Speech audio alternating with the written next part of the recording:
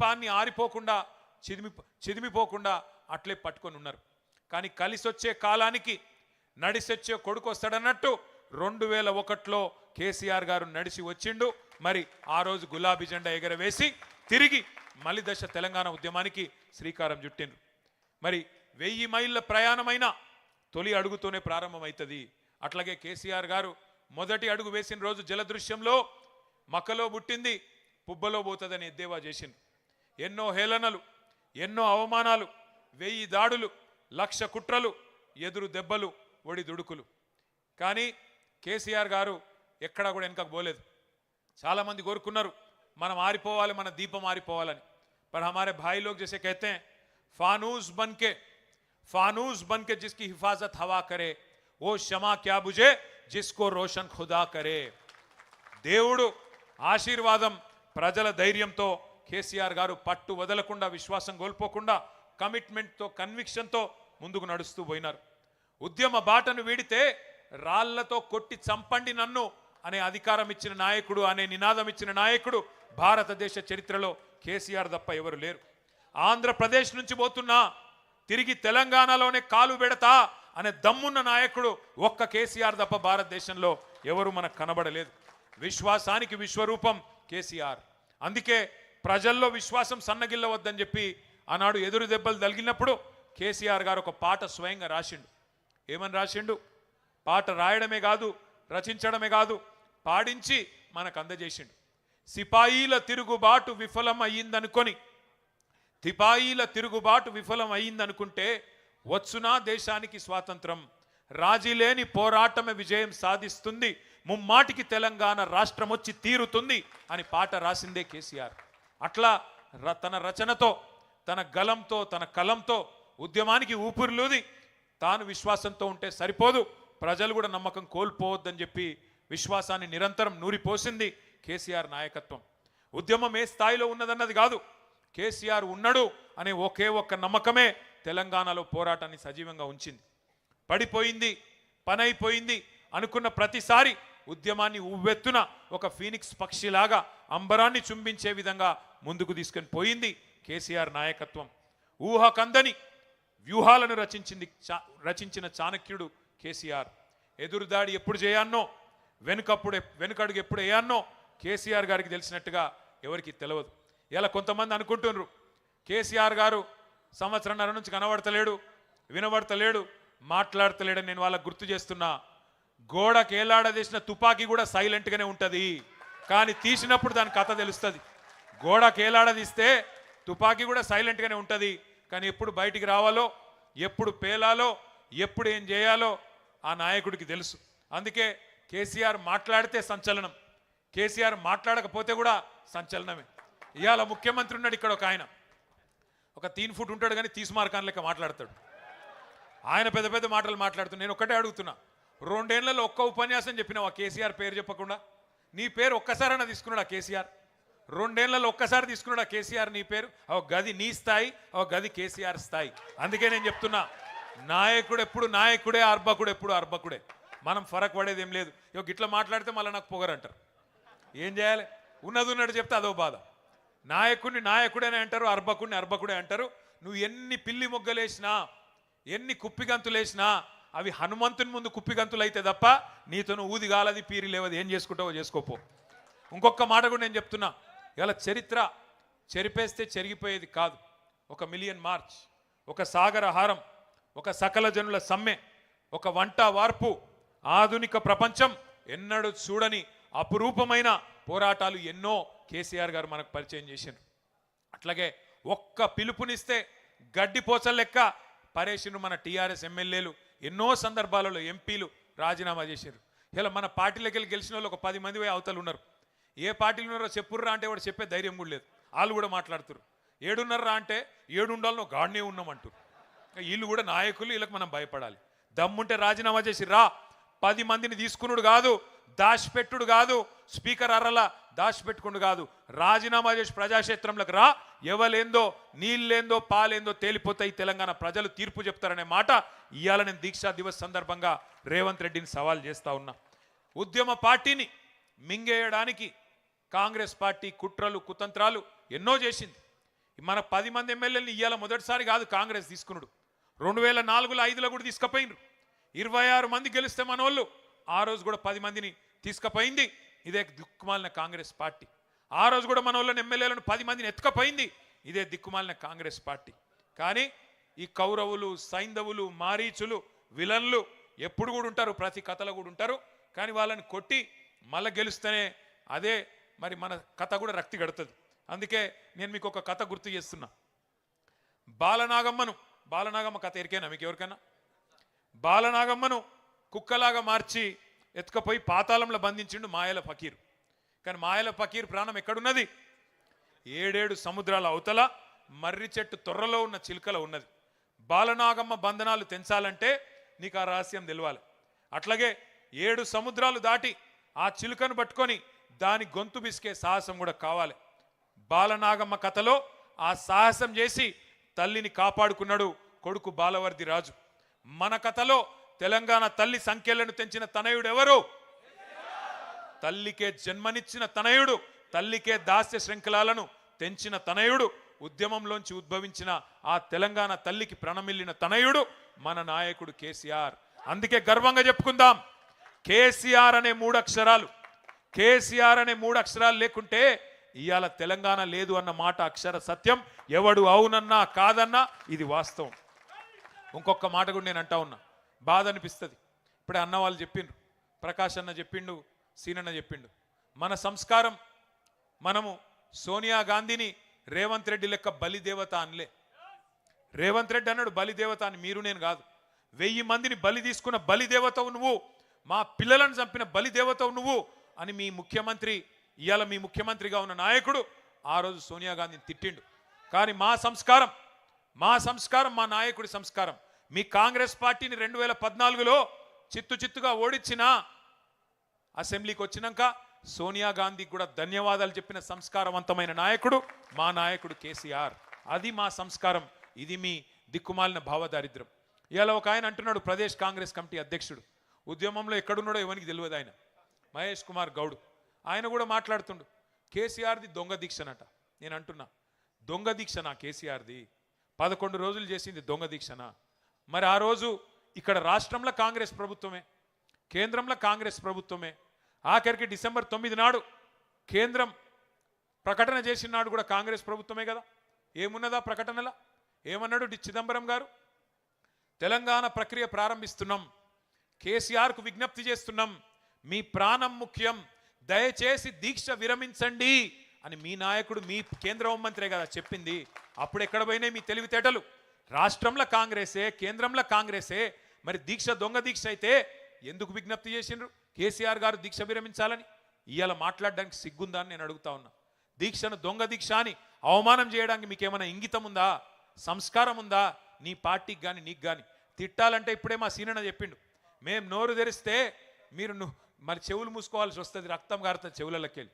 కానీ మేము మీలాగా సంస్కారహీనులం కాదు. తప్పకుండా ప్రజల తరపునే ఉంటాం, కొట్లాడుతూనే ఉంటాం. మా నాయకుడిని మీరు అవమానించే ప్రయత్నం చేసినా, మా పార్టీని, మా ఉద్యమాన్ని మీరు అవమానించే ప్రయత్నం చేసినా మేము మాత్రం మిమ్మల్ని గౌరవిస్తాం, తప్పకుండా గౌరవంగానే సంబోధిస్తాం. ఒక మాట మాత్రం పక్కా, మీరు మమ్మల్ని అవమానిస్తే పడతాం. కానీ ఇవాళ మీరు చేస్తున్న పనులు ఒక్కసారి ఆలోచించండి. ఏ పోరాటం అయితే పరాయి పెత్తనానికి వ్యతిరేకంగా ఆధిపత్యాన్ని ధిక్కరించి మన ఆశలకు, మన కీర్తికి, మన ఘనతకు, మన చరితకు, మన సంస్కృతికి, మన భాషకు, మన యాసకు అన్నిటికీ ప్రతీకగా తెలంగాణ తల్లి రూపాన్ని ఆవిష్కరించుకున్నామో, ఇవాళ ఆ తల్లిని కూడా అవమానం చేసే ప్రయత్నం నీ దిక్కుమాలిన కాంగ్రెస్ పార్టీ చేస్తూ ఉన్నది. ఇప్పుడు మళ్ళీ ఆ తల్లికి కూడా అవమానాలు ఎదురవుతూ ఉన్నాయి. తెలంగాణ తల్లి చేతిలో బతుకమ్మను మాయం చేసిండ్రు ఈ మాయల ఫకీర్లు. మన అమ్మను తీసేసి కాంగ్రెస్ బొమ్మను పెట్టిండ్రు ఇవాళ సెక్రటేరియట్లా. తెలంగాణ తల్లిని తీసి కాంగ్రెస్ తల్లిని ఇవాళ సెక్రటేరియట్లో పెట్టిండు. తెలంగాణ తల్లి వద్దు అని ఎదురుగా సెక్రటేరియట్ ముంగట రాహుల్ గాంధీ తండ్రి విగ్రహం పెట్టిండు. ఈ దీక్షా దివస్ సాక్షిగా ఒక ప్రతిజ్ఞ మనందరం చేయాలి. ఇవాళ దీక్షా దివస్ సాక్షిగా కేసీఆర్ పోరాట స్ఫూర్తిగానే చెప్తున్నా, తిరిగి అదే జాగల తెలంగాణ తల్లిని పెట్టే బాధ్యత మనందరిది. బరాబర్ పెడతాం. మళ్ళీ తిరిగి ఆ తెలంగాణ తల్లి చేతుల్లో బతుకమ్మ పెట్టే బాధ్యత కూడా మనందరిది. తప్పకుండా గుర్తుపెట్టుకోవాల్సిన సందర్భం. మళ్ళీ ఈ దీక్షా దివస్ స్ఫూర్తిగా తెలంగాణ సోయిని సానబెట్టుకోవాల్సిన రోజు గుర్తు చేసుకుందాం. దీక్షా దివస్ మన ఆత్మగౌరవాన్ని రగిలించుకోవాల్సిన రోజు, మన అస్తిత్వాన్ని కాపాడుకోవాలని ప్రతినబూలాల్సిన రోజు. ఇది ఒక సందర్భం కాదు, ఒక సంఘటన కాదు. 60 ఏండ్ల చరిత్రకు, 60 ఏండ్ల పోరాటానికి తిరిగి పునరంకితమయ్యే రోజు ఈ దీక్షా దివస్. ఏటేటా ప్రతి సంవత్సరం దసరా చేసుకుంటాం. ఎందుకు? రాముడు రావణుడి మీద గెలిచిన రోజు యాద్ చేసుకునే తందుకు. జమ్మి చెట్టు మీద ఆయుధాలను దించి కౌరవ సంహారం కోసం పాండవులు పూజ చేసిన రోజు జమ్మి పెట్టుకుంటాం అందరం. చెడుపై మంచి సాధించిన విజయాన్ని నీకు గుర్తు చేసి, నీ కథలో రావణులుంటారు, కౌరవులుంటారు, జాగ్రత్తగా ఉండుమని ప్రజలకు గుర్తు చేసుకుంటందుకే దసరా రోజు జమ్మి వంచుకుంటాం. అట్లాగే దీపావళి చేసుకుంటాం, దీపాలు వెలిగించుకుంటాం. ఎందుకు? నరకాసురుణ్ణి వధించి చీకట్లు పారదోలిన రోజు అని యాద్ చేసుకునే తందుకు. చీకట్లు ఎప్పుడన్నా రావచ్చు, కానీ దీపాలు వెలిగించుడు నేర్చుకో అని పిల్లలకు చెప్పేతందుకే దీపావళి. ఈ దీక్షా దివస్ కూడా అందుకే. మన స్ఫూర్తిని, సంకల్పాన్ని పదును పెట్టుకునే తందుకు, అమరుల త్యాగాలు యాద్ చేసుకునే తందుకు, తెలంగాణ కథను యాద్ చేసుకునే తందుకు, ఆ కథానాయకుడు కేసీఆర్ను గుర్తు చేసుకునే తందుకే దీక్షా దివస్. తెంచుకున్న సంఖ్యలు, తెచ్చుకున్న స్వరాష్ట్రం విలువెంతో గుర్తు చేసుకోవడానికే దీక్షా దివస్. ఇంకొక మాట, మొదటి నుంచి జయశంకర్ గారి మాటలో చెప్పాలి అంటే 3 తరాలను ముంచిన పార్టీ కాంగ్రెస్. రాచి రంపాన పెట్టి తెలంగాణ రక్తాన్ని కళ్ళ చూసిన పార్టీ కాంగ్రెస్. ఇచ్చిన మాట తప్పి 1000 మందికి పైగా తెలంగాణ బిడ్డల చావులకు కారణమయ్యింది కాంగ్రెస్. ఒక యాదయ్య, ఒక శ్రీకాంతచారి, ఒక పోలీస్ కిష్టయ్య, ఒక సువర్ణ, ఒక ఇషాన్ రెడ్డి, ఒక వేణుగోపాల్ రెడ్డి, ఎందరెందరో ప్రాణాలను బలి తీసుకున్నది కాంగ్రెస్. పాపం లేలేత పిల్లల ఉసురు తీసుకున్నది కాంగ్రెస్. ఆగస్టు 15 నాడు జెండా ఎగిరేసి తెల్లదొరల దోపిడీని, బ్రిటిష్ వాళ్ళ దుర్మార్గాన్ని గుర్తు చేసుకుంటూ ఉంటాం. అట్లాగే దీక్షా దివస్ నవంబర్ 29 నాడు, డిసెంబర్ 9 విజయ దివస్, దీక్ష ఫలవంతమై విజయాన్ని సాధించిన విజయ దివస్ నాడు, జూన్ 2 తెలంగాణ ఆవిర్భావ దినోత్సవం నాడు ఎట్లా ఈ కాంగ్రెస్ ముష్కరులు 60 ఏండ్లు మనను చావగొట్టినరో, 60 ఏండ్లు మన పిల్లలను చంపినరో తప్పకుండా గుర్తు చేసుకోవాలి. ఎట్లా కాల్చుక తిన్నారో, ఎట్లా కాల్చి చంపినరో కూడా గుర్తు చేసుకోవాలి. లేకపోతే చరిత్రను వక్రీకరిస్తారు. ఇలా పిసిసి అధ్యక్షుడు మాట్లాడుతున్నట్టు అడ్డమైన మాటలు మాట్లాడతారు. విలన్లు హీరోలమని చెప్పుకుంటారు, హీరోలను విలన్లు చేస్తారు. ఇది ఎందుకు చెప్తున్నా అంటే, ఒక ఆఫ్రికన్ సామెత ఉన్నది. ఒక సింహం తన కథ తాను చెప్పుకోకపోతే వేటగాడు చెప్పే పిట్ట కథలే నిజమని ప్రజలు అనుకుంటారు అని చెప్తారు. అందుకే సింహం తన కథ తాను చెప్పుకోవాలంటే మరి మన నాయకుడు కేసీఆర్ గురించి, త్యాగాలు చేసిన పిల్లల గురించి మనమే చెప్పుకోవాలి. ఇవాళ కాళేశ్వరం మీద జరుగుతున్న దాడి మీకు అర్థం కావాలి అంటే కన్నీళ్లు తప్ప నీళ్లు లేని నిన్నటి నీటి గోస కూడా మన పిల్లలకు తెలవాలి. జల సాధన యాత్రలు చేసిన గతాన్ని గుర్తు చేసుకోవాలి. తలాపున పారుతుంది గోదారి, మన చేను మన చెలుక ఎడారి అని ఏడ్చి ఆ రోజు మన కవులు రాసిన పాటలు గుర్తు తెచ్చుకోవాలి. 2 నదుల మధ్యన ఉన్న సారవంతమైన తెలంగాణ ఎట్లా మన నేల నెర్రెలు వారింది, ఎట్లా గుక్కెడు నీళ్లు లేక గుక్కిబట్టి ఏడ్చింది, ఇవన్నీ కూడా యాద్ చేసుకోవాలి. తెలంగాణకు గోదావరి జలాలు కావాలని దశాబ్దాల పాటు జరిగిన ఆందోళనలు, యాత్రలు, తెలంగాణ గోదావరి నేల మీద జరిగిన ఆ రోజు పారిన నెత్తుర్ని అన్నిటిని కూడా గుర్తు చేసుకోవాలి. అందుకే తెలంగాణ రాగానే మన నాయకుడు కేసీఆర్ గారు గోదావరి నీళ్లను మన పొలాలకు మలపడానికి కని విని ఎరగని మహత్తర బృహత్తర కాళేశ్వరం ప్రాజెక్టు కట్టుకున్న విషయాన్ని గుర్తు చేసుకోవాలి. కాళేశ్వరం తెలంగాణకు వరం, తెలంగాణకు జీవనాడి. అది కాంగ్రెస్కు శాపం కావచ్చు, కానీ తెలంగాణకు మాత్రం వరం. ఇలా కాళేశ్వరం మీద కుట్ర జరిగింది, నిరంతరం ఇంకా దుష్ప్రచారం జరుగుతూనే ఉన్నది. మేడిగడ్డ బరాజుకు బాంబులు పెట్టే పేల్చేసే దుర్మార్గం జరిగింది. ఇదేమి రాజకీయ పార్టీల మధ్యన గొడవ కాదు, తెలంగాణ ప్రజల ప్రయోజనాల పంచాయతీ. అందుకే ఇవన్నీ కూడా గుర్తు చేసుకోవాలా, ఎప్పటికప్పుడు మననం చేసుకోవాలి. తెలంగాణ ఆనవాళ్లను చెరిపేస్తామని చెప్పి ఇవాళ కొంతమంది వెర్రి వాళ్ళు మాట్లాడుతున్నారు. వాళ్ళకు కాకతీయ కళాతోరణం వద్దట, మన చార్మినార్ వద్దట, తెలంగాణ తల్లి చేతిలో బతుకమ్మ వద్దట, తెలంగాణ ఘనతకు, రాజసానికి, వీరత్వానికి ప్రతీకగా ఉన్న ఏ స్ఫూర్తిదాయకమైన చిహ్నం కూడా వద్దట. మన అస్తిత్వాన్ని, మన ఉనికిని మాయం చేస్తామని అవాకులు చెవాకులు పేలేదాకా మాట్లాడుతుంటే సైద్దామా ఆలోచించండి. కేసీఆర్ గారు ఆనవాళ్ళను చెరిపేస్తామంటే ఊకుందామా ఆలోచించండి. ఇప్పుడే సీనన్న చెప్పిండు, 125 అడుగులు ఎత్తున్న బాబాసాహెబ్ విగ్రహం ఇవాళ ఒక శ్వేత సౌధాన్ని తలపించే తెలంగాణ సచివాలయం, అట్లాగే ఈ పక్కనే ఉన్న మీ కళ్ళ ముంగటనే కనబడుతున్న కమాండ్ కంట్రోల్ సెంటర్, ఇవన్నీ చరిత్ర చెక్కిలి మీద కేసీఆర్ చెక్కిన సత్యాలు అనే మాట నేను గుర్తు చేస్తా ఉన్నా. మనం గుర్తుపెట్టుకోవాలి, ఒక్క విషయం మాత్రం గుర్తుపెట్టుకోవాలి, తెలంగాణకు మొదటి నుంచి ఈరోజు కాదు శాపం ఎవరు అంటే చేతగాని చేవలేని రాజకీయ నాయకత్వమే మనకు శాపం.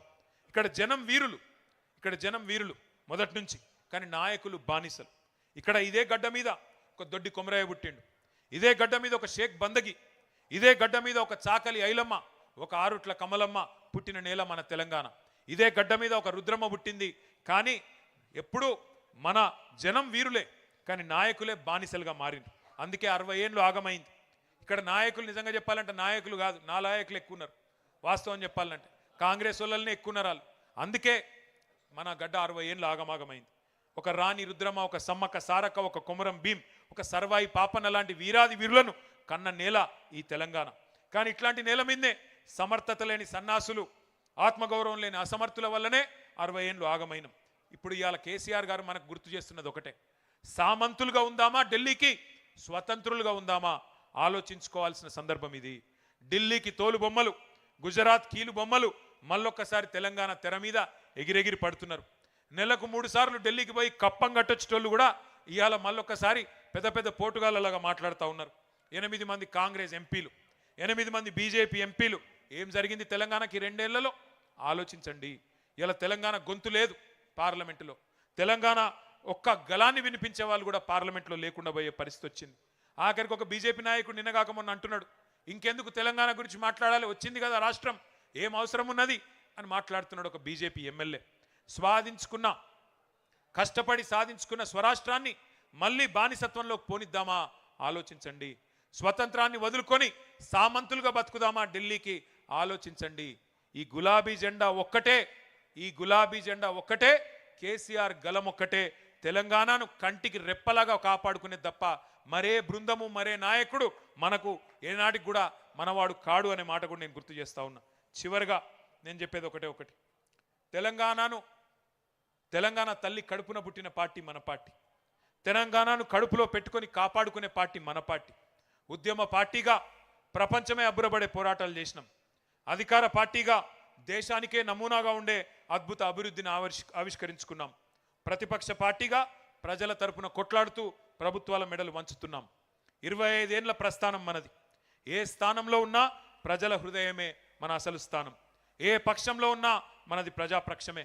ఒక ప్రాంతీయ పార్టీగా 25 ఏళ్ల పండుగ జరుపుకుంటున్న గొప్ప ఏడాది ఈ సంవత్సరం. బీఆర్ఎస్ చరిత్ర అంటేనే తెలంగాణ కథ, తెలంగాణ ఆత్మకథ. సిల్వర్ జూబ్లీ జరుపుకుంటున్న స్వీయ రాజకీయ అస్తిత్వం మనది. 25 వసంతాల లాంగ్ మార్చ్ మనది.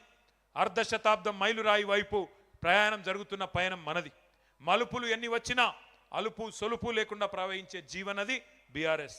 ఆటుపోట్లు తట్టుకొని రాటుదేలిన మనం. ఎత్తుపల్లాలు ఎన్నో చూసినాం. పడ్డ ప్రతిసారి బలంగా మళ్ళీ తిరిగి లేచి నిలబడ్డాం. అట్లాగే బూడిద కుప్పలోంచి ఫినిక్స్ పక్షిలాగా మళ్ళీ తిరిగి లేస్తాం. మన తెలంగాణ ఆత్మను మనం గౌరవించుకున్నంతగా, మనం ప్రేమించినంతగా ఎవ్వరు కూడా ప్రేమించలేరు. అలిగిన